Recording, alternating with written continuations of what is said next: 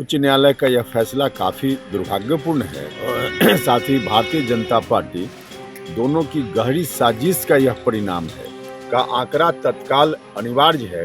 केंद्र की सरकार जात की गिनती नहीं करवा रही है। नमस्कार, आपके साथ मैं रोहित कुमार। आप न्यूज फॉर नेशन पर पटना हाई कोर्ट की तरफ से नगर निकाय चुनाव को लेकर के दिए गए बड़े फैसले के बाद जो है पहला बड़ा बयान सामने आया है जदयू संसदीय बोर्ड के अध्यक्ष उपेंद्र कुशवाहा का। उपेंद्र कुशवाहा ने इस पूरे फैसले को दुर्भाग्यपूर्ण कहते हुए कहा है कि केंद्र की मोदी सरकार और बीजेपी की गंदी सोच की वजह से जो है इस तरह का फैसला आया है। उपेंद्र कुशवाहा ने जो बयान दिया उसमें कहा है कि बिहार में चल रहे नगर निकायों के चुनाव में अति पिछड़ा आरक्षण को रद्द करने एवं तत्काल चुनाव रोकने का उच्च न्यायालय का फैसला दुर्भाग्यपूर्ण है। ऐसा निर्णय केंद्र सरकार और भाजपा की गहरी साजिश का परिणाम है। उपेंद्र कुशवाहा ने कहा है कि अगर केंद्र की नरेंद्र मोदी सरकार ने समय पर जातीय जनगणना करवा करके आवश्यक संवैधानिक औपचारिकताएं पूरी कर ली होती तो आज ऐसी स्थिति नहीं आती। ये बड़ा बयान दिया उपेंद्र कुशवाहा ने। क्या कुछ कह रहे हैं, सुनवा रहे हैं आपको।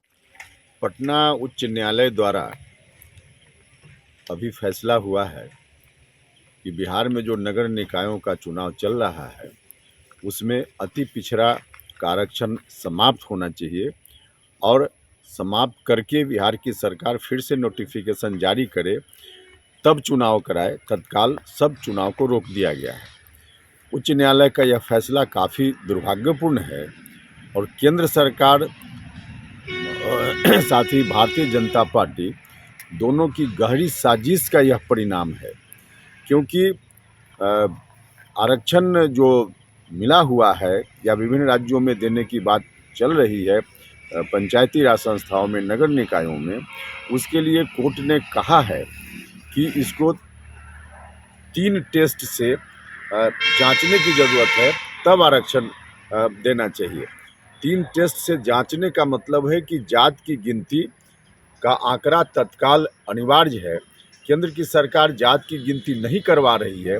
समय पर यदि जात की गिनती हो गई रहती केंद्र सरकार की ओर से और 3 टेस्ट से इसकी जांच हो गई होती तो आज यह स्थिति नहीं आती। बिहार में जो आरक्षण अति पिछड़ा समाज के लोगों को मिला हुआ है यह चलता रहता और चुनाव हो जाता, चुनाव नहीं रुकता। लेकिन रुका है चुनाव, यह दुर्भाग्यपूर्ण है।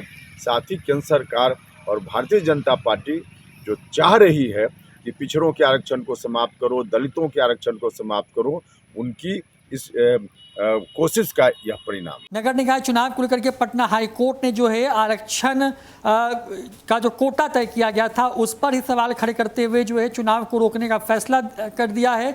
इसके बाद से लगातार जो है एक के बाद एक बयान सामने आ रहा है। आपको बता दें कि पटना हाई कोर्ट के पास ये मामला जो है सामने आया था और वोटिंग से 6 दिन पहले जो निकाय चुनाव हैं उस पर पटना हाई कोर्ट ने रोक लगा दिए। कहा है कि ईबीसी की 20% आरक्षण सीटों को जनरल किया जाए और नया नोटिफिकेशन जो है वो लाया जाए। 6 दिन बाद जो है पहले फेज की वोटिंग होनी है 10 अक्टूबर को।